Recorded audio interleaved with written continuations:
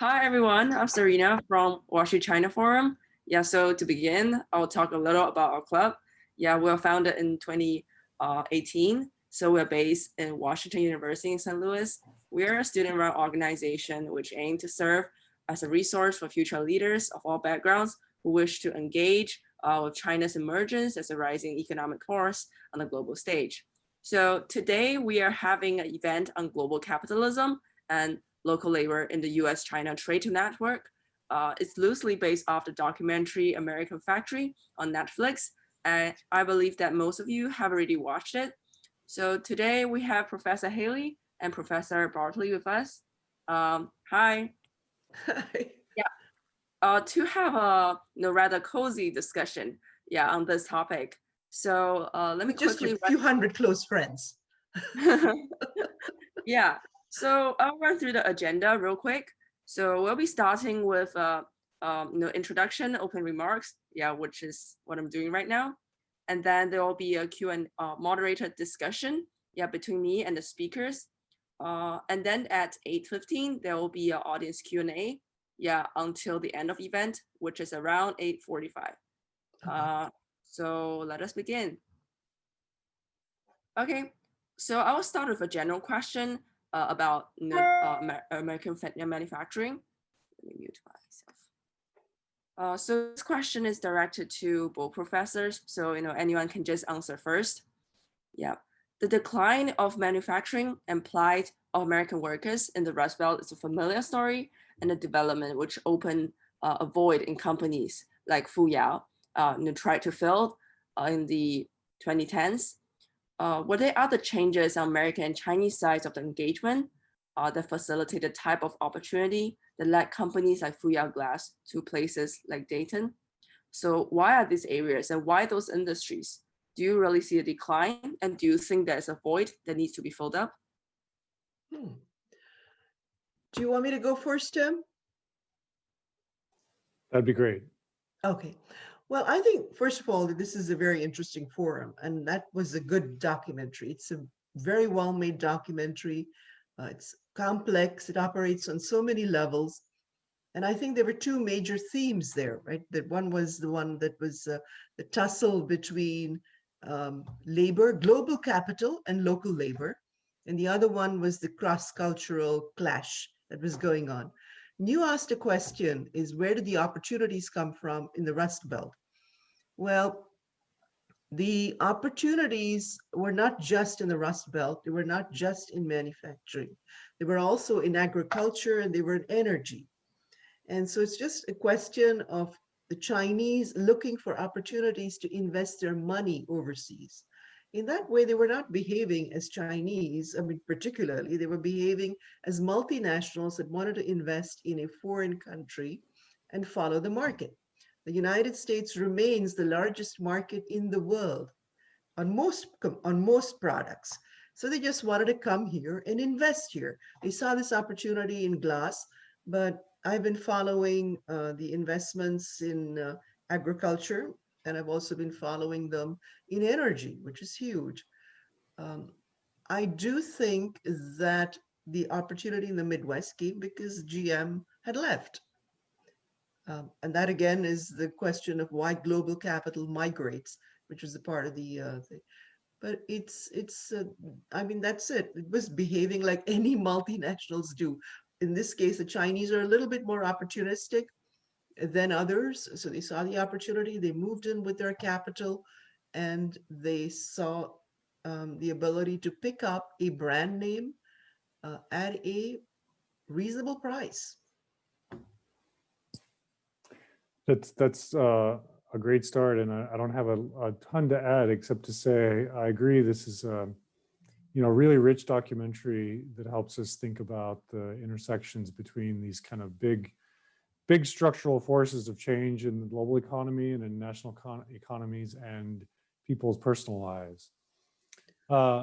In terms of the context that facilitated this, one thing I want to just kind of put in the background is the much larger historical changes that have occurred in the pattern of foreign direct investment, which is what this is a case of, and also international trade over the past few decades.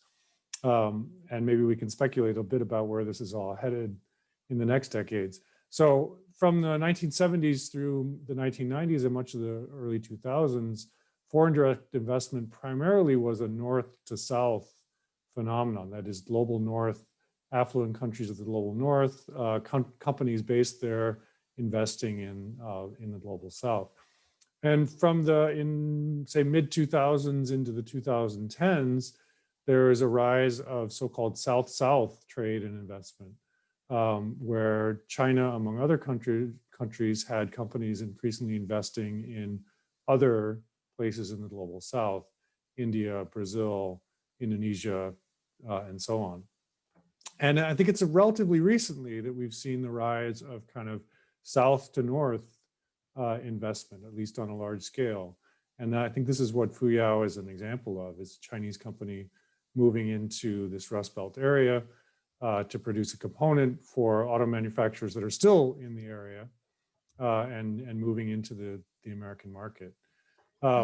So there's certainly a setting in places like Ohio where there's lots of manufacturing in the region and yet lots of deindustrialization that probably opens up this kind of opportunity. But there's also kind of an interesting politics of the moment, obviously, as well, right? With kind of rising nationalism in both the U.S. and in China, and a new round of trade wars. And these questions of foreign direct investment are, I think, kind of really interesting to think about how they intersect with the politics of international trade. If you look at a case like, I actually don't know the politics of this in the Fuyao case, but if you look at the case of Foxconn investing in a plant in a huge facility in Wisconsin that actually never really came to fruition, it seems like part of what was going on there was actually Foxconn trying to curry favor with the Trump administration by engaging in a large-scale foreign direct investment, basically in order to try to cool down some aspects of the trade war that would affect Foxconn's exports to the U.S. and production for other companies exporting to the U.S. So, I want to just respond to the question by saying it's also really important to keep the national and international politics of this all in mind as we think about the context. The industry is especially interesting to me because I've worked on the Chinese glass sector, and I have worked with the U.S. Congress on the issue, and quite closely with Sherrod Brown. So it was nice to see him in the documentary. I know Fuyao's cost structure, and I do know that it's not a labor-intensive company. It's actually its costs, less than 10% of its costs come from labor. So I also thought it was very interesting that they were wooed into Ohio through tax credits as well as money and all sorts of grants given by the Ohio government to invest there and to hire people. Sherrod Brown certainly knows that there is a great deal of automation, and the Chinese, well, they do work longer hours and they're kept from their families and their work culture is different. But when they come here, he knew well, I mean, Sherrod is very well versed in China.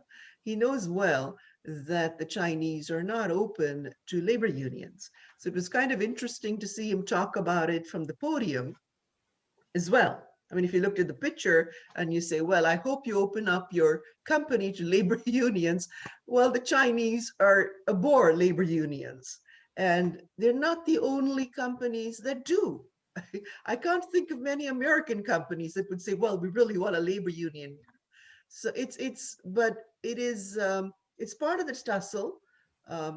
And I do think it's going to get worse, because if you look at Biden's economic advisory team, they're all very closely aligned with labor unions. And that's just going to get worse, that side of it. If you read today's paper, Trump in his last few days in the White House has also, today he's banned people from, well, he's curtailed the Chinese Communist Party membership from coming to the United States for more than a month and only one visit per year or something. That means that none of the top managers from Fuyao, which is not an ordinary company. Fuyao is a national champion. What is a national champion? A national champion is a very special kind of company in China with very close ties to the government and very deep pockets. So this national champion and the chairman of that national champion is going to be unable to make trips here as often as he was making, and he will be monitored. It's much more than curtailment of their ability to get here. Not just them, their immediate families. So I can say it out. I guess I don't agree with the way Trump does things. I do think there is a lot of theater involved. His style is abrasive and insulting and abusive. And I do think that he makes it very difficult for the Chinese to get to the negotiating table without losing face. And we've lost everything. I mean, he folds on the negotiation table, but saber rattles outside. So we've lost. The Chinese are not buying more American stuff, as they said, as they promised. And so I do think Biden's style will be very different. Iron hand inside velvet glove is going to be Biden, and working more closely with partners across Europe. But the issue is not going away. So thank you, Professor Haley, for the comment on contemporary politics. So both of you mentioned global capital migration. Can you elaborate more on this process? What are the key events and the socio-economic repercussions? We can start with Professor Broadley. That's a big one. There's no doubt that for the past several decades, we've lived in an era of truly global capitalism in which barriers that had existed to international trade, that is the exports and imports of products, and foreign investment were much higher. And really since the end of World War II, there's been this vast international project, sometimes called the Washington Consensus or the neoliberal project, to tear down those barriers and to make the world more like one big market where products and money, although not people, we might note, can flow freely across national borders. And so that has really kind of greased the wheels and been I think the essence of the rise of the real globalization of capitalism through foreign investment, like you see in the case of Fuyao, where a company sets up shop or really creates a factory in a foreign country, but also through the kinds of international trade that are facilitated through global supply chains, where a company like Apple doesn't own much in China and yet relies heavily on China for its production through contractors and subcontractors that are very closely managed by Apple. So I don't think that speaks to all the social repercussions of this, but I think it's useful to keep the long historical view in mind. Not to come back too much to the current political moment, but it's clear that that project is in crisis, for better or worse. That is, that project to tear down barriers to trade and investment has been in crisis certainly since 2016, and maybe before that as well. Now, that might be a good thing from the perspective of many of the problems that have been associated with the globalization of capitalism, environmental degradation of various forms, labor exploitation, fiercely competitive markets that drive down conditions for both managers and workers. But it also might be a bad thing if you think about trade as actually trade and investment as potentially facilitating rising incomes in poor countries and other kinds of social connection. So I think there's a big debate to be had also with the changing a changing political moment as to the future of the global trade and investment system, and whether this project to continue to facilitate cross-border trade and investment comes back, or whether we've actually started down a different course. Well, I tend to agree with Tim. I think there's a big age of protectionism and nationalism that's coming, a wave after wave. And I'm also a little bit fearful of because globalization, whatever its downside, did lead to an age of prosperity for all. I mean, I remember when I was a student a very long time ago, this was, in the dark ages at the University of Illinois at Urbana. And I wanted to buy a microwave, and it was $700. And our microwave just petered out, and I bought a top of the line microwave for the same money that I would have paid, for a cheap little model then. It's one of the pluses of globalization is the ability to source most effectively, to buy capital where it's cheap and use it where it's expensive, and also to have these global supply chains. So yeah, the Chinese investment does need to be taken in that context as well. But China has the Chinese companies, especially the national champions, and be aware that any company that invests on the scale that Fuyao did has the full support of the Chinese government and is working in tandem with it. In order to understand where the constraints are, you have to listen to that documentary. And I think it was the brother-in-law of the chairman that said, in order to succeed, we have to know what the government wants and go lockstep with it. That is, we've got to synchronize our strategy with that of the government. That's pretty much what we found when we were writing that book, The Chinese Tao of Business, which was a Wall Street Journal bestseller. But we also interviewed people like Pan Shi and a whole bunch of other people, both in the state, in the state control, direct state controlled, as well as private. And they said there was just no way they could carve out a strategy independently of what the government wanted at that time. So that is the stage on which they operate.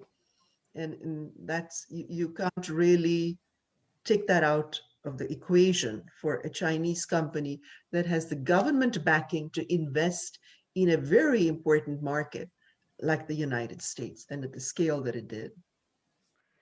Can I just, on that note, just briefly disagree in part with Professor Haley respectfully on the point of sort of globalization's general consequences. So I think there's certainly prosperity that's come with globalization in various parts of the world, but there's also a great deal of inequality. I think globalization has fostered, it's not sole cause, but it has fostered rising inequality, not only within the US, but within China and many other countries, and also rising precariousness of work. So you may be able to buy a microwave much cheaper. Lots of people may be able to buy a microwave at a much lower cost, and all sorts of consumer goods we can acquire at a much lower cost than we could 30 years ago. But that's, I think, strongly overshadowed by increasing insecurity of work, incomes that may be rising but are much less reliable over time. And in a place like China, obviously rising incomes that I don't take lightly, and the movement of many millions of people in China out of poverty, but also, I think we'll talk about this, like vast social dislocation, new kinds of amplified cleavages within China. So I just want to make sure that this is also on the table as we think about the consequences of globalization. I don't disagree with that. I mean, Yeah. every action, every strategy, has its pluses and minuses, and global inequality certainly is one of the. But it's been accelerated. I'm not sure it never existed, and maybe it's been amplified. But I agree. I do think also that it's probably going to be threatened. We've been talking about Chinese investment. Well, China is not a major, and we keep talking about Chinese investment. If you read the papers, the New York Times, the Washington Post, it's right there on the first page, Chinese investment. And of course, there are national security implications to Chinese investment, but China has not invested that much in the US. It's not even a top 10 investor in the US. It is actually, I think, number 16 or something after Hungary. Hmm. So it's not but the fear that China has, the fear that a lot of people have in their psyche, not helped by Trump, right? Who calls everything, every bane that we suffer, China oriented, the China flu, the China, I mean, he has the metaphors that he uses. Americans see China as a big security threat. And in that case, to go back to this film, to the documentary, a very well-made documentary, I that was a PR disaster for Fuyao. It really was. It led to lawsuits. I mean, there are still lawsuits going on against Fuyao, and there are labor violations. There is investigations, and Fuyao clearly, I mean, just by the way they behaved in the labor management relations, did not seem to understand what it takes to succeed in the US. I don't think they still do. Jeff, the new president that they have, he's probably said, I came to this country came to the US when I was 17 or 18, and I've been in the US for 16, 17 years. Well, he doesn't understand the US. To call people in the US lazy, indolent, I don't think he used the word indolent, but inefficient, etc., and then expect them to really respect what he does, and tell people that he's spying on them, which is also, I think, somewhere where he said, that's not the way you run a company in the US. I would say, there's a number of striking things about the documentary, but just the amount of access that they got is really amazing. It's hard to imagine how they let them keep filming at some points in the process. Yeah, I wondered about that too. Why would they be letting themselves be taped saying those things? Yeah. Because I mean, there are lawsuits, Gert. There's one filed in February of this year. The insults that they levied against the labor that they employ. And they didn't also seem to understand the cultural clash issue comes up here, because the locus of control. Look, I'm an international business professor, and I know that most joint ventures fail, and almost 95% of international joint ventures and strategic alliances fail. And the number one reason is cultural. It's not just China. China is the context here that occurred. For example, Germany, I mean, Chrysler-Benz was a huge failure. And it was a German company. And they had planned out every last detail of that alliance, unlike Fuyao, which was kind of groping as it came here. But they never considered culture, where the decisions were made. And it really irked Americans. The locus of control here, the top-down management style, where the company, where the chairman, for example, had these servile onlookers who kept bowing and acquiescing to everything he said, that sort of style, and then the ordering of the workers on the production line, it doesn't go over well here. And they didn't seem to that's culture, and every company has gone through. The Japanese had had similar problems when they initially invested in the US. And of course, they had their own share of lawsuits. This is the most litigious country in the world. And I remember talking to Lorenzo Zambrano, CEO of Cemex, at one point, and he said, oh, the US is continuously talking about opening up markets and free trade and blocked access. But when you go to the US, you had better take your team of lawyers with you, because you're going to be entangled in lawsuits every step of the way. And of course, nobody briefed them on that.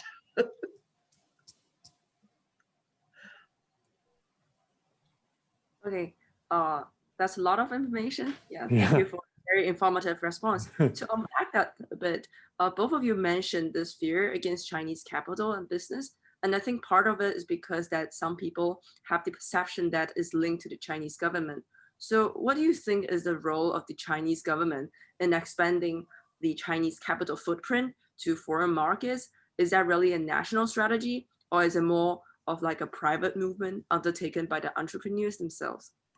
We'll start with Professor Bartley. I mean, I think I would defer to the authority on this. My impression is that it's very much a state project. It is a state project. And You cannot. Yeah, go ahead. No, you can't really invest huge amounts of money without the Chinese capital, without the state backing you. It's impossible. And the head of Fuyao, or the head of any national champion, is a direct line to Xi Jinping, just a direct line. There is just not they were worried about labor unions. Frankly, I'm not so worried about the labor unions. I'm more worried about a wing of the Chinese Communist Party in Fuyao, in Ohio. And I don't think I'm the only one that's worried. Certainly, Sherrod Brown knows enough about the way the Chinese operate for that to happen. So I don't. It's impossible. Every foreign company that invests in China also has a cell from the Chinese Communist Party there. Professor Not many Haley, companies know that. Sorry? Sorry, go ahead. Not many companies who operate there know that. Nor do they know about the Dangan, that dossier that is kept on them. And every employee, every Chinese employee that goes in from their birth to their death, they have this folder that is the dossier that is kept on them. There is a lot of government control. It is a different style of management. It is a different country. And just because Shanghai looks superficially like New York, as the chairman was saying, it is not New York, right? I mean, I worked in Singapore, and a lot of companies, I was doing executive training. I worked at the National University of Singapore, and a lot of executive training was done from Purdue University. I did their executive training program. And they used to send their people there, and they had to make the same mistake. Singapore looks like a very Western and a more developed than many of our cities here in the US, right? But there is no freedom of information, no freedom of the press, none of that. And they never said that you had it. They never said you had the ability to have privacy on anything. We make these assumptions about the way things are from the way they look ostensibly. And then that's a big mistake. Just to go back to the role of the state briefly, and also to the documentary, if you don't mind me asking, Professor Haley, I mean, are you surprised that the documentary didn't really make a big point of that? Right? If the Fuyao is a national champion with strong ties to the Chinese government, I don't think that was even hinted at, really. No, and I was the people who backed it. It was backed by Barack and Michelle Obama's company, production company, and the labor unions, and it was a very well-made. I mean, at the end of that, you were really, at least my questions were, there was a human story associated with it. What happened to the Chinese foreman, the Chinese, the guy who, the official who missed his family, and then they brought the family over. I was wondering what happened to him. Was he happy because he was questioning his morals? He was questioning the way he wanted to have a full life. He said he wanted everything. He was going for everything. And I had these questions. It was a very well-made documentary, and it hooked you on many levels. But that was not part of it. The part of it was, the oppression of labor. They talked about how labor, and this is a very complex, how labor was put through grueling conditions in China as well. And that is true. They're plucked from their villages. They don't see their family for years. They're locked up at the end of the day in little rooms that they share with 3 and 4 other people. They live there to send the money back. Their life is not glamorous. But to say that the Chinese labor is cheap is also a misunderstanding of what's going on. Chinese labor is no longer the cheapest there. Vietnam is much cheaper, and certainly not for Fuyao Glass. It was not here to hire cheap labor.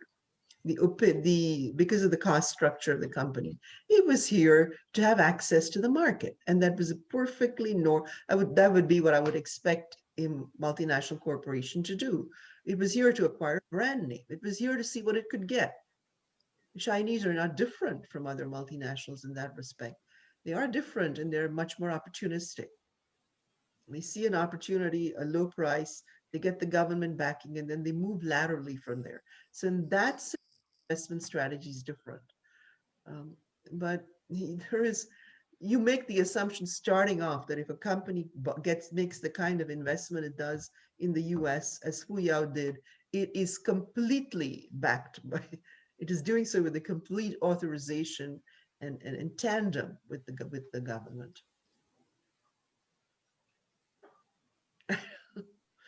Is that also too much information? No, that is fine. Professor Bartley, do you have anything to add on to that? No, I mean, I think we could talk about the role of the state in other arenas in China, but I think it's pretty clear from what we've heard already that as we think about Chinese companies, especially large ones, it's very hard to disentangle the private sector from the state sector, from the party. Yeah. Yes, since we are already talking about Chinese factory, and Professor Haley talked a little bit about the kind of factory management and culture in China.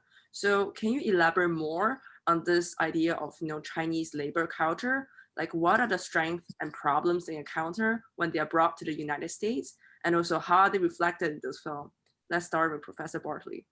Sure. So, this is a little more in line with things that I've studied as I've tried to understand in my own research how American companies and European companies have tried to set standards for labor conditions in factories in China, as well as in Indonesia and a few other places around the world. And as they've done this in China, as Apple, Nike, and so on have tried to set standards for their suppliers in China, they've inevitably come up against a kind of labor regime that's quite contrary to many of the principles that they at least claim to be supporting through their corporate social responsibility efforts.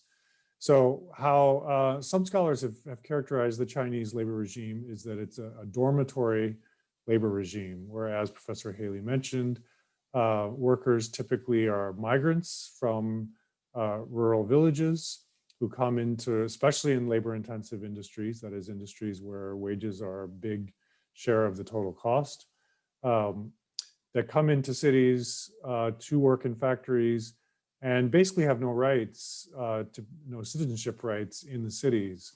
They retain their hukou in the rural area, which is why they leave their kids back in the villages with grandparents usually, at least one reason, because the kids don't have any right to go to school in the urban centers. And they're often essentially second-class citizens, formally and informally, in the cities where they work. So this has facilitated a model of production that originally, I think, did depend on low wages, but also crucially depended on kind of flexibility and the ability of workers, of managers to get workers to put in long hours, to do overtime and have no say in the matter, to, as Foxconn has done, wake workers up in the middle of the night to get an order out for Apple that needs to be finished to hit a big deadline. So I think that has been the context that's allowed Chinese companies manufacturing within China and foreign companies using those manufacturers to really rise and really have the companies to do well, even while workers are in a quite precarious situation. Now, that's of course changed a bit. And we haven't really talked, let me also mention the labor union situation in China, which is hinted at in the movie. And for those of you familiar with it, it's easy to understand what's going on there, but for others, it might not be as obvious. So there is a labor union in China, sort of, the All China Confederation, All China Federation of Trade Unions, but it's basically a wing of the Chinese Communist Party, not something like what we would typically associate with labor unions. So in the movie you saw, in the documentary, you saw that the head of the labor union was also a manager of the factory and related to was it related to the chairman or related to some a local official? I forget now, but certainly much closer to management and the state than he was to workers. And so unions as they exist in China are predominantly vehicles of kind of social control to keep workers in line and maybe put on some shows like the ones you saw in the documentary, rather than to represent workers in bargaining with over things like wages and working conditions and hours and so on, and benefits. Now, some of this has changed or is changing or has changed to some degree over the past decade. That is, migrant workers, despite their marginal status in Chinese society, have become much more demanding as they've tended to stay in the cities much longer. They've engaged in lots of protests and wildcat strikes that's ended up raising wages along with other kinds of labor market characteristics, labor market forces that have led to labor shortages in some places and rising wages in some regions, particularly in coastal areas. There's been many promises of reform from the official trade union in China, although I think few examples of real follow through on those promises. But it's certainly been a dynamic situation in China over the past 2 decades. And this is the last thing I'll say, over the last 6 years or so, I think the Xi Jinping administration has tried to really crack down on labor activism and labor organizing that was happening to some degree through civil society. They've cracked down on many things, but this is one thing that's, I think, especially related to the situation for migrant workers in China, even as they promised to upgrade the activities of the trade union. So that's all just by way of context. I thought the documentary hinted at a lot of that without spelling it out, which I suppose is good in that it wasn't heavy-handed, but also might have left some people a bit unsure about exactly kind of what was driving the situation where workers in China were working forced overtime 7 days a week with maybe 1 or 2 days off per month, in stark contrast to workers in the U.S. Right. I had a very well made documentary. I also did like the fact when they talked about the culture clash, they didn't just talk about the way Americans made sense of the Chinese, but the other way around as well. And that doesn't happen very often. How were the Chinese assimilating what was going on in this? What was their interpretation process? Not just the words, but also the symbols. What did they ignore? And how did they change over time? There was a bit of brainwashing going on. I mean, if you looked at their pep rallies, they were talking about the management was telling them that the Americans are indolent and stupid, and they have to be flattered and rubbed the same direction as a donkey would. I mean, that is a bit of indoctrination and there's a simplistic way of putting things. But despite that, they did start forming their own opinions about the way things were going. And I think that gives them some credit, which means they already have some inbuilt skepticism about the brainwashing techniques that are going on. However, that is again opened them up to another lawsuit. This, as I said, this was a public relations disaster for Fuyao. And I don't know another way to say it. I think the senator from Massachusetts is still talking about it and wanting to open up some more cases on it. So let's see what happens there.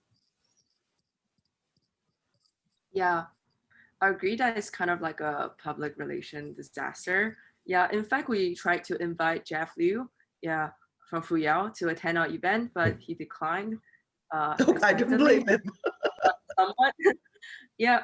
So before we move on to Q&A, last question for Professor Haley. So you have been studying overseas Chinese, and can you elaborate more on like the characteristics of Chinese businessmen who are now working in the States? Like from the film, we see that there's a lot of conflicts, in like the Fuyao company, where Cao Dewang he has this like quite nationalistic view, yeah, like of thinking that the company is still anchored, you know, like as a Chinese company, and yet the company wants to brand itself as a global organization. So do you think there's a conflict going on in those entrepreneurs? What is their primary agenda? Okay, there's two questions there though, right?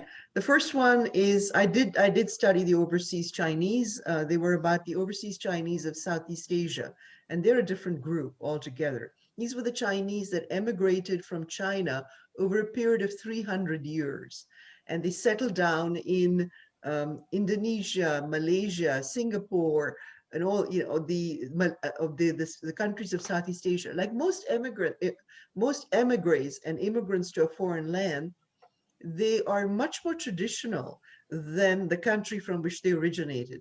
So for example, they never really experienced the Cultural Revolution or any of that. They maintain the traditions that they left, and they also speak a lot of the local dialects, Hokkien, Hakka, things that the Singaporean, that Lee Kuan Yew tried to stamp out because he wanted everybody to market themselves to China as a conduit to the rest of Asia. However, those Chinese are quite different. There are some that are pretty prominent. We interviewed Robert Kwok, for example, from Hong Kong, who owns the South China Morning Post, and several other. We interviewed Li Ka-shing. We interviewed, you know, these are part of the overseas Chinese group, but they've had very traditional backgrounds and upbringing. So Robert Kwok went to a Confucian school. He said that was the basis, the tenets of his ethics was the Confucian schools. And you don't find that very much among young Chinese, like some probably in this, that I'm speaking to currently, because an understanding of Confucian and basic thought. I was kind of surprised that the chairman of Fuyao was obviously a Buddhist, and he was lighting the incense sticks.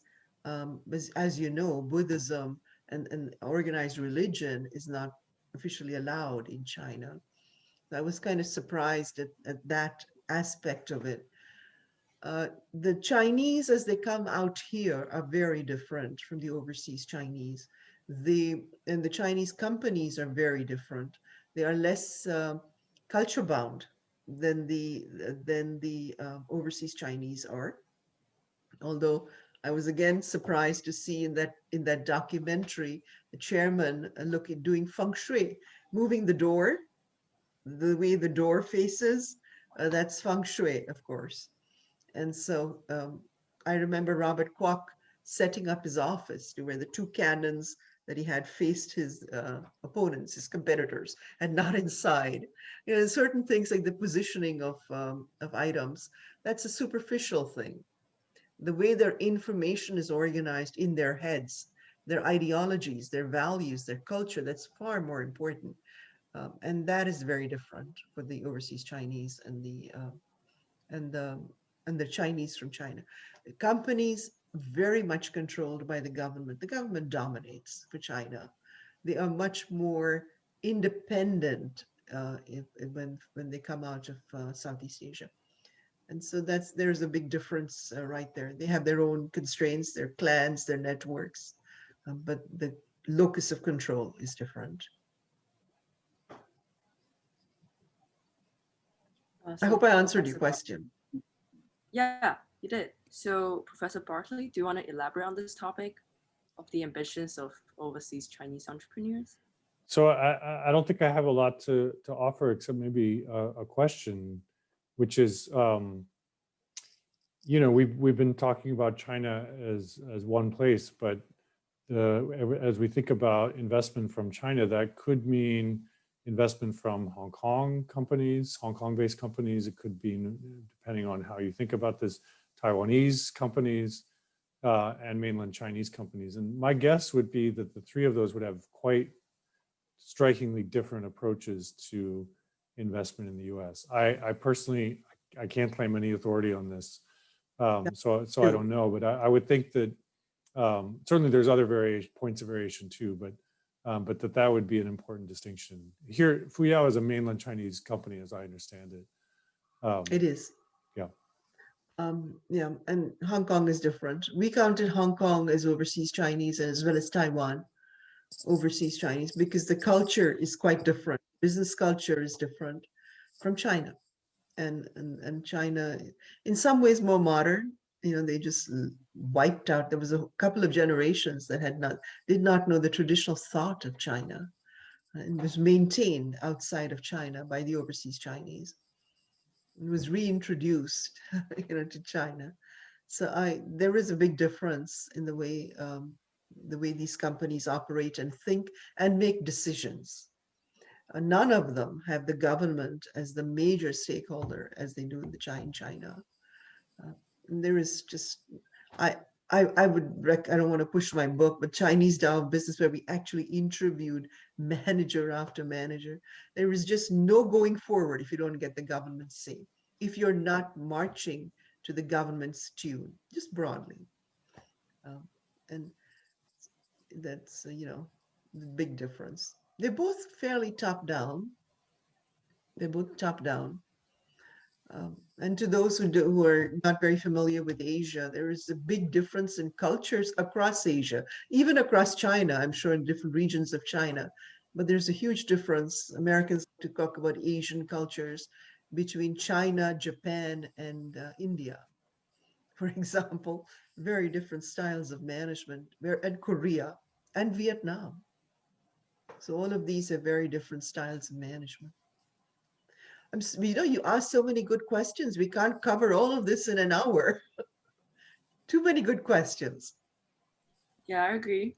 So yeah, thank you for highlighting the diversity in in the overseas Chinese population and the style of management that varies across different companies. So we're running out of time. We'll move on to the Q&A session.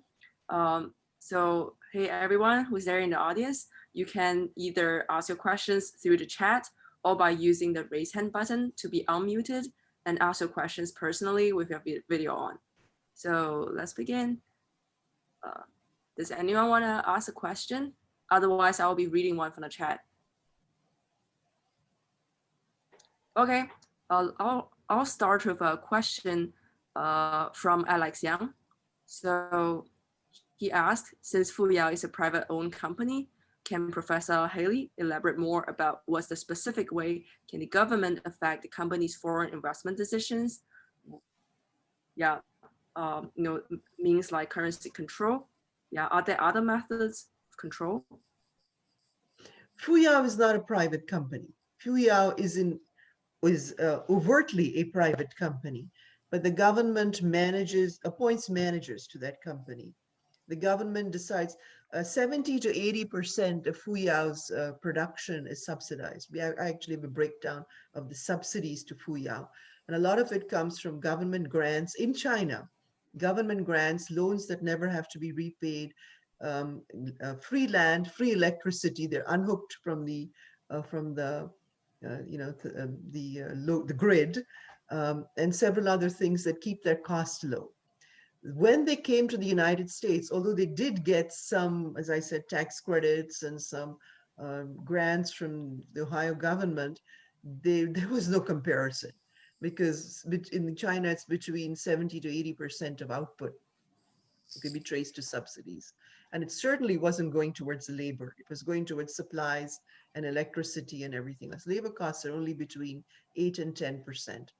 That is one reason why they were maintaining and cutting down on costs and so sensitive to the costs of labor and the way people were working here, because those labor costs were not, they could not control them, and they could not control the other costs. And they certainly were not getting subsidies to the extent that they were here. Many of these companies, I give a big testimony for the U.S. Congress on this takeover of Smithfield Foods. And we had the same argument in the U.S. Congress, where they said, "Oh, Smith, the takeover is a private company," and it was we showed that it was not actually a private company. As to who reports to whom, this is not in the annual reports. It's not in the annual reports, but it is really just a question of who reports to whom, where the orders come from, where the money is going, etc., and where the money is coming from. the assumption, you can just take it as a rule of thumb, if this company is from China and operating here, it has very close ties to the Chinese government. The decisions are made in tandem. They will not make a major strategic decision without the okay of the Chinese government. And that's just a given. If I may, I want to respond to Professor Healy's point. So, so you mentioned, you think like whether a company is a government-backed company is not depends on its shares, but it's determined by whether they receive government subsidies. No, I'm more interested in the locus of control as to who makes the strategic decisions, not what it looks like on paper. So for example, with the Korean chaebols, you have on paper, a whole bunch of people who are making decisions. But if you actually look as to who's making the critical decisions in that company, it is a handful of people who may be picked up from various different parts of the of divisions, and those would be the decision makers in that company. One of the I gave a talk in Seoul. I was working with the Seoul National University, and one of the things that they said, this was after the chaebols were private, they had this big crisis. And I remember what one of the guys, the chairman, one of the chaebols said. He said, "My right hand doesn't know what my left hand is doing." Okay, so the fake reassuring transparency of that annual report can actually mislead when you're talking about competitive strategy. We have talked about this enough. I mean, I've talked about this enough in the U.S. Congress, and I'm not the only one, obviously, who's been doing this, to where I think it was yesterday or day before, we do not now allow companies from China to enlist in the U.S. stock exchange without more transparency, because their accounting practices do not correspond to ours. We don't really know through their books what's going on in their businesses. Yeah, so I don't want to occupy too much time. So my last response, because I worked as an auditor in China for 6 years. So I talked to a lot of executives in the large company in China. So I never saw like one of them were assigned, if this is a private company, a senior management were assigned from a government. I never saw that. And also you talk about who are making the decision, and you think like the government, the private company's decision are affected by the government. I think that partially that's true, because if you have a company in certain country, your decision will definitely be affected by the government's regulations or legislations. But if you see like the government control that company, if that's a private company, that's not in my knowledge, and I will be really interested, want to learn. I think we are basically quibbling on what control means. Yeah. Do they make day-to-day decisions on their own? Obviously they do. Do they make strategic decisions on their own? No, they do not. I don't really have the time. I think we're getting towards the end of this. But if you really want to know, I gave a testimony before the U.S. Congress.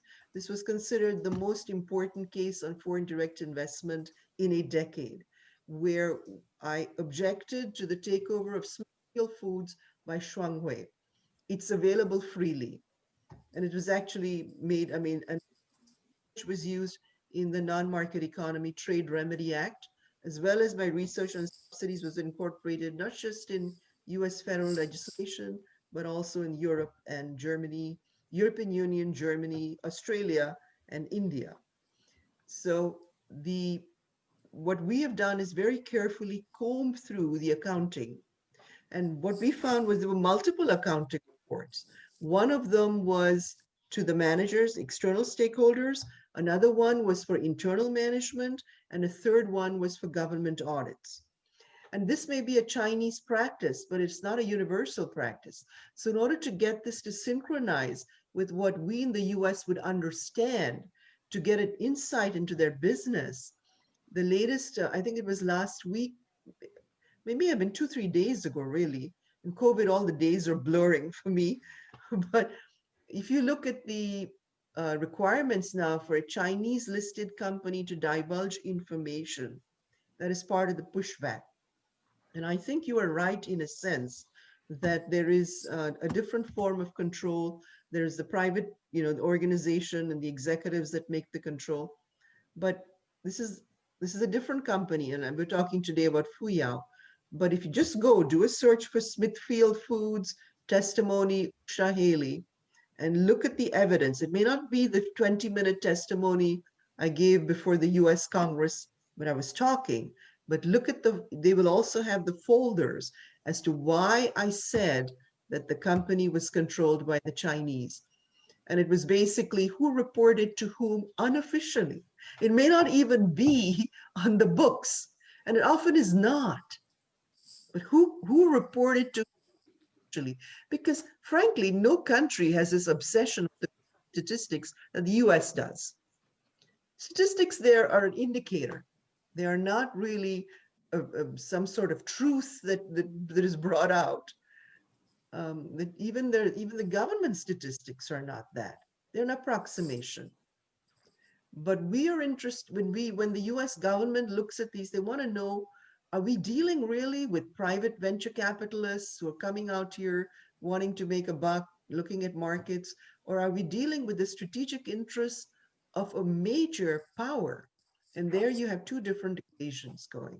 I do think you have a good question. I'm happy to talk to you about it off. I think others may have more questions. Yeah. So thank you for the exchange. Here's a reminder that for subsequent questions, try not to ask too long or give a responses too long in order to make room for questions from others. So I'll move on to Zachary's question. So how have unions in China interacted with American companies coming to China? So do they negotiate and make contracts in the same way? I think this question can be answered by either professor. So can we get Professor Bartley to engage first? Yeah, so I don't think I can answer this systematically, but there are some interesting cases that suggest. So I guess, first of all, for foreign companies to invest in China typically means engaging in a joint venture. So there's really very few kind of purely foreign companies operating within China. There are lots of American companies that have close ties to suppliers in China, but those suppliers are probably not owned by U.S. companies. But there are some interesting cases that suggest that when workers actually begin to rise up and engage in strike activity and become more demanding, that is allowed to go a bit further by the state when the target is a foreign company. So Walmart in China has become a center of labor activism. Honda, there was a big strike, a kind of path-breaking strike at a Honda factory, and the state sort of tried to break a bit, but also allowed to go much further than it seems like they would have if the company had been a Chinese-owned company. So I can't answer the question systematically, but I think there are some interesting intersections of kind of labor activism, state control, and nationalism within China that keep the government from intervening as strongly in every case. But actually, just to say, I mean, for the most part, I would say my understanding is that when the ACFT unions are set up in plants that are designed for export or foreign investment, the contracts that they negotiate are very weak and negotiated between management and management, essentially, rather than between management and workers. So if the implication of the question is where do we find sort of the most robust collective bargaining, I think the answer is not too many places. I defer to Tim on this one. I'm not an expert on labor unions or labor contracts in China. The other thing I would say is this is also at the time that I started doing research in China in around 2010, 2011, there was a lot of international exchange going on. There were labor scholars. There was actually a joint labor research center set up at Sun Yat-sen University, Zhongshan University in Guangzhou, where I was based for a little while. There were actually dialogues happening between some reform-minded members of the ACFTU and unionists and labor scholars from Europe and North America. And it seemed like at that moment, there was a real possibility for building a kind of new strategy of unionism and supporting some labor activism in China. My understanding is that that's all gone away. That's all been shut down, and that China has become much less open to both, not just labor unionists, but also to labor scholars in a way that means that I don't think we know very much, as much about how this is all working now as we did 10 years ago.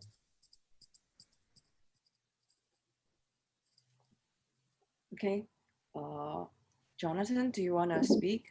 You are the next person in line. Yeah, sure. Thank you, Serena. This question may be slightly out of the scope, but I may have joined. I also joined a minute late, so I'm not sure this may have been discussed earlier. But most of the conversation seems to have been discussing the excuse my horrible butchering, the glass company Fuyao or Fuyao. I'm not going to pronounce it at all. And the differences between like corporate America and corporate China, and how there's very big cultural differences, and obviously how things in China are very much led from the state top down. I guess the question I have is, how does like a country like the United States or other fellow Western powers kind of stand up against that type of state intervention? I mean, we've obviously seen over the past 20 years that all of our rapprochements through multiple channels have been essentially rejected.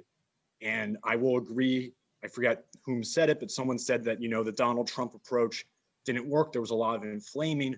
I will definitely agree that the Donald Trump approach didn't work, but at least he started talking about it. There wasn't much discussion prior to him. I'm not going to say I endorse any of his policies, but I'm just wondering like what the Biden administration can do other than, the hoorah of getting everybody's allies together, because it doesn't seem like that might actually lead to anything. And I don't know about you, but freedom of speech is a hill I'm willing to die on. So, and it doesn't look like we're heading in a world where that's going to be valued for much longer. The one with the biggest pocketbook tends to write the rules. So I just get very concerned that we are very slow on this. And I'm wondering what we can do to maybe stop this from happening. Stop what from happening exactly? I mean, I see very much a collapse of Western values. I don't know. I like freedom of speech and freedom of religion and, freedom to move where I want and to think and say what I want. And whoever has the biggest checkbook and who has all the powerful companies, who has all the powerful technology, generally speaking in history, they're the ones who write the rules. And I don't necessarily want to be in a world where the country that writes the rules doesn't believe in any of those freedoms. Let me just back off a little bit here. I mean, when you talk about Donald Trump and his policies towards China, he did talk a lot. I think he hurt the process more than anything. He was insulting and abrasive and abusive and just means, the things he did, the way he communicated them was not helpful to any kind of negotiation. He could have achieved very much the same thing behind closed doors, quietly, and letting the Chinese save some face. He put the situation to where even if they came to the negotiating table, it was a loss of face. I don't know. I also think he never, in my opinion, achieved nothing. He did levy those 25% tariffs, which will continue. Biden is not going to be removing them. But the agreement that we had with the Chinese to buy more of our products has not been met. China is buying less of our products than ever before. So he did not achieve anything. He caved at the negotiating table when it came to it. When you say that he was the one who started the process, that is wrong. I started working on China with under the administration of George W. Bush. And it was under George W. Bush that we discussed and put into effect the Non-Market Economy Trade Remedy Act, which is the basis for our understanding how Chinese products are valued vis-a-vis the United States. We continue to work under Obama, and now I'm pretty confident. And when Trump approached me, this was even before he became president, and asked me to head USTR, I said no. And the reason was because I did not think, I didn't know. I spent a lot of time in New York. I got my education in New York, and New Yorkers know Trump, and we were a little surprised that he won. But it was just the way he approaches things. And I also figured I'd be fired in a month. So, so I didn't really want to leave my day job. But I don't think he contributed anything except create ill will, raise the temperature in the room. But the work has continued. I mean, if you look at the tariffs and the basis for the tariffs, that was based on work done much prior to Donald Trump. And I'm not sure about Western values have eroded, whatever Western values are. It's very heartened by the democratic process, and then that the votes were cast, and that there were people willing to stand up for the votes. And I just think democracy is winning out. And I think that's a Western value.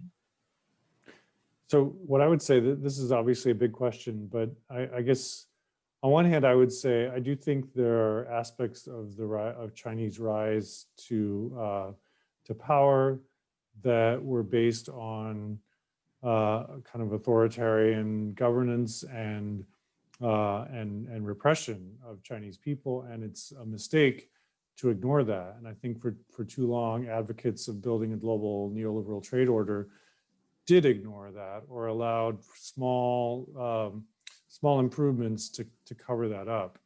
I certainly don't think that the Trump, I hate to even have to say this, I certainly don't think the Trump administration's approach has been helpful there. But I do think it's worth speaking out about this and pushing China, if it is going to be a member of the WTO, if it's going to be an integrated part of the global economy, to live up to certain kinds of global expectations. However, I also think it's really important to say that a lot of the things you see in the documentary that make Fuyao look bad aren't really unique to Fuyao or Chinese companies. So take the union busting, the hiring of union avoidance consultants, and the kind of scare tactics and the firing of union organizers, and that all happen in the factory. That's not Chinese.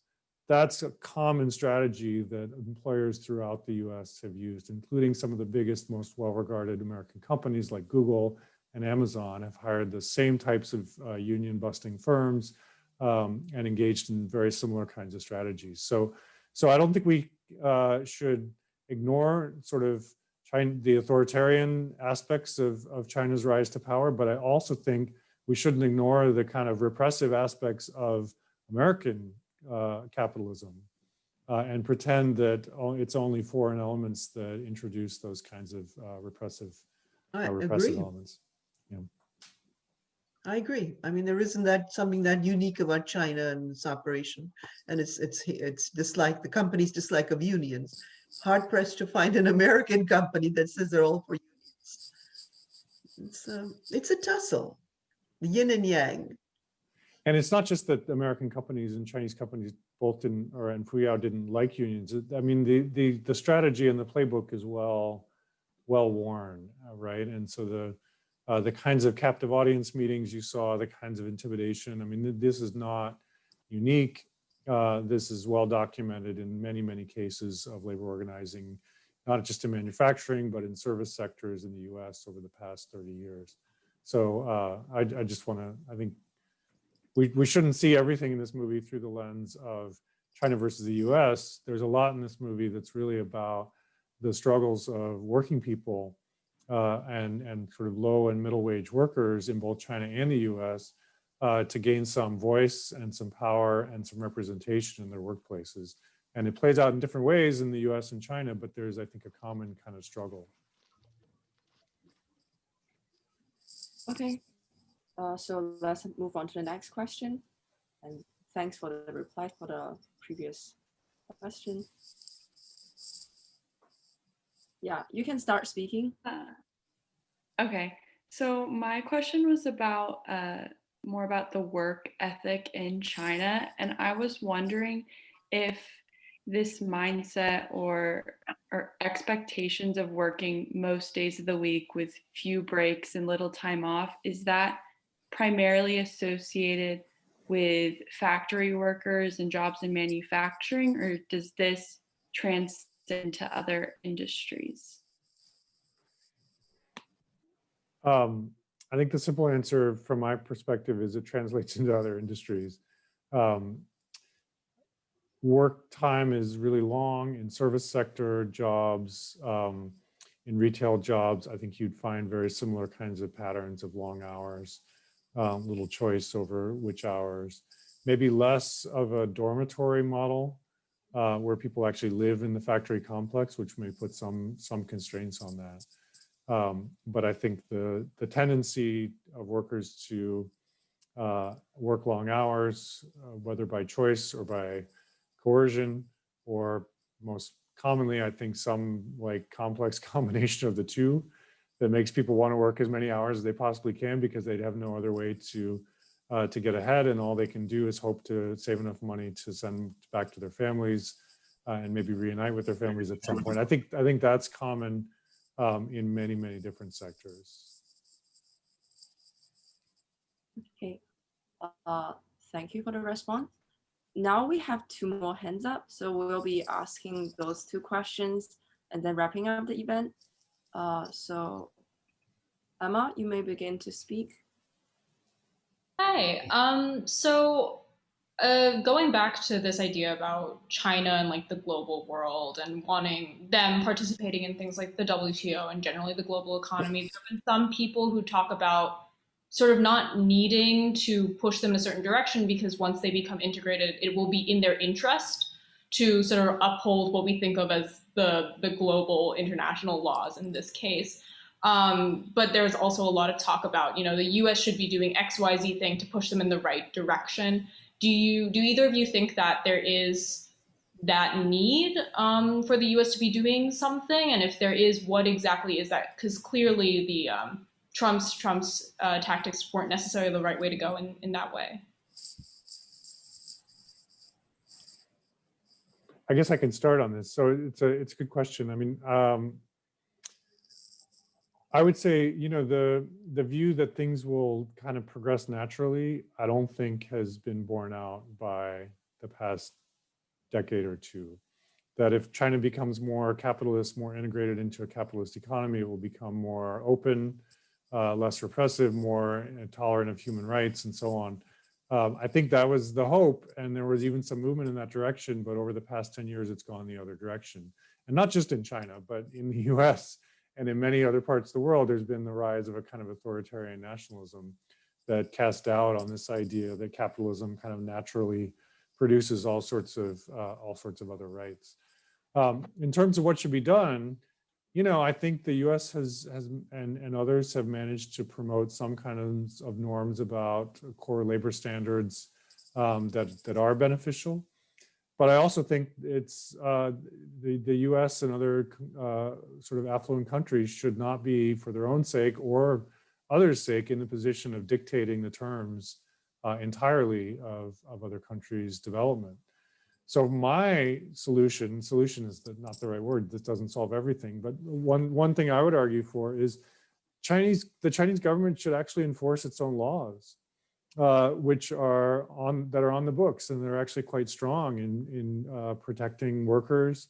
To some degree, there are fairly strong laws about some kinds of environmental protection.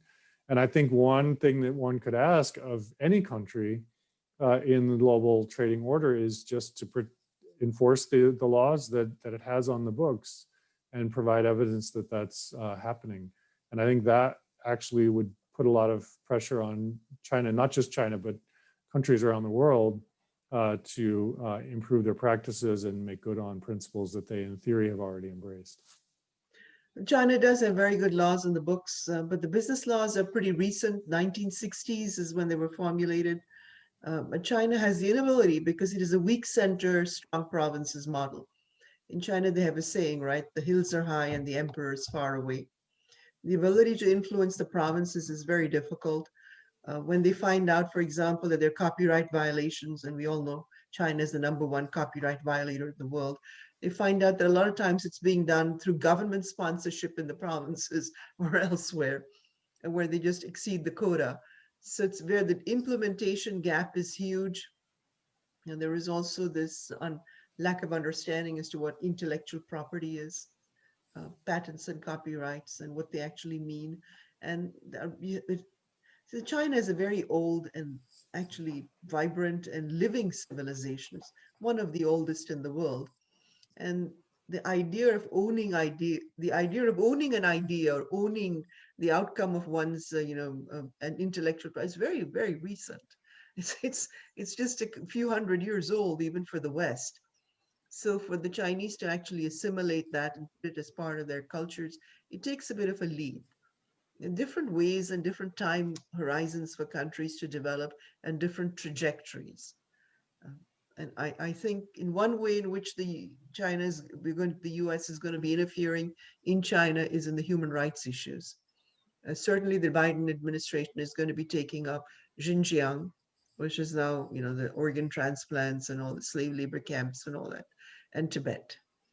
And so those are the two issues that will, I think, be there, the human rights abuse. The US cannot really interfere in any other part of China. It is an independent country. Thank you for the response. So last question from Priyanka. Hi guys, I'll try to keep it short. I also think this past question kind of partially answered this, but I think something that I got from the movie was sort of this towards the end, this kind of ominous feeling of capitalism run wild, this sort of just constant focus on productivity, efficiency, and then I think also sort of the automation that kind of came in at the end there really played into it. And so I guess I'm curious to hear what your thoughts are on just sort of the future of sort of that focus on efficiency. And it kind of seemed like looking at the Chinese workers versus the American workers, and those scenes of them just staring at each other, not understanding how this is going to work, just in terms of Chinese productivity, and then how also automation plays into it for both countries in the next few years. I'd be curious to hear your thoughts. And I think also what you guys just said about sort of holding them to their own laws, and also the human rights laws, and sort of all those kinds of things, protections on workers, I think that plays into it, and it could kind of reduce the capitalism run wild. But I'd be curious to hear some other parts of that. I'm going to defer to Tim on that one. I thought I'd let you start. So, I mean, we haven't talked about automation at all, and you're absolutely right that the movie ends with the kind of powerful image of automation kind of changing the whole story. Certainly in some industries, especially where wages are relatively high and labor processes can be automated relatively easily, automation is going to take hold over the next few decades, and there'll be a large number of displaced workers, both within China and in the US. I wish I understood more about how that's going to play out, right? I mean, the standard story that economists tell is that rising productivity will allow those displaced workers to be reincorporated, and this will be better for everyone. But that's exactly the same story they told about globalization. And it didn't quite work that way. As you had displaced workers that were resentful and not very well reincorporated, and we didn't have much of a safety net to make their displacement more humane, and let alone how this will work in China.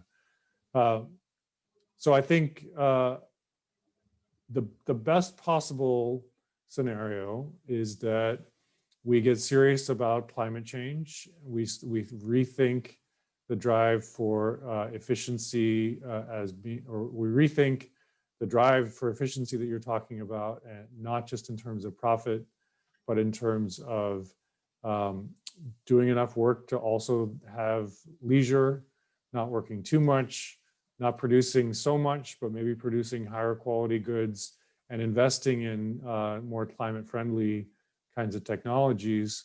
And maybe then you can actually support, if people are working less, and we have some kind of a safety net to deal with people that have been displaced from climate intensive industries, maybe there's some kind of a net good that can come from you know, a growing drive for efficiency and automation. But yeah, I don't know if that's the direction we're headed or not. There is more automation. It's inexorable. It's going to be happening more and more. Textile industry has come back to South Carolina, but there are no people there.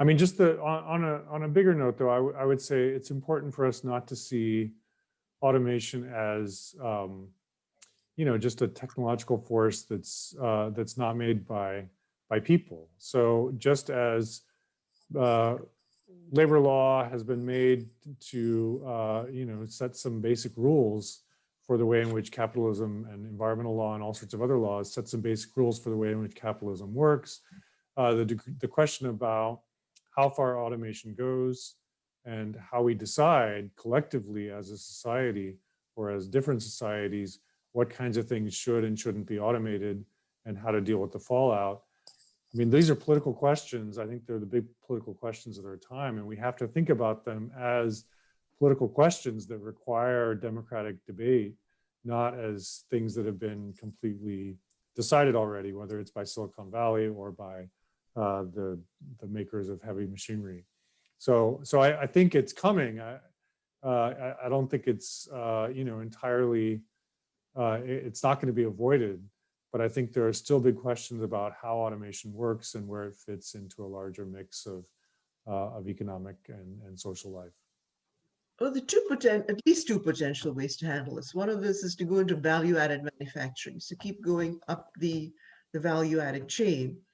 And the other one is to really think more about the longer-term impact of stuff. So we have these hollowed out cities in the Midwest, some of them with the steel industry, with which I also worked in an industry that started in, you know, the smelting and the processes started in Pittsburgh and then moved out. But you have to look at the effects on society, medium to long-term benefits to that company in that society. And these, as Tim pointed out, are political questions. They're social and political questions, and they should be answered by government, and they should be answered in tandem, because we all live in societies and communities, right? And it's important to keep those societies and communities vibrant and not just look out at the very bare bottom line at all times. Thank you, Professor Haley and Professor Bartley, and everyone for a very informative session. Yeah, so we have come to the end of our event. Yeah, you can stay connected with Wall Street China Forum by following our social media accounts, which will be displayed on the screen very soon. Yeah.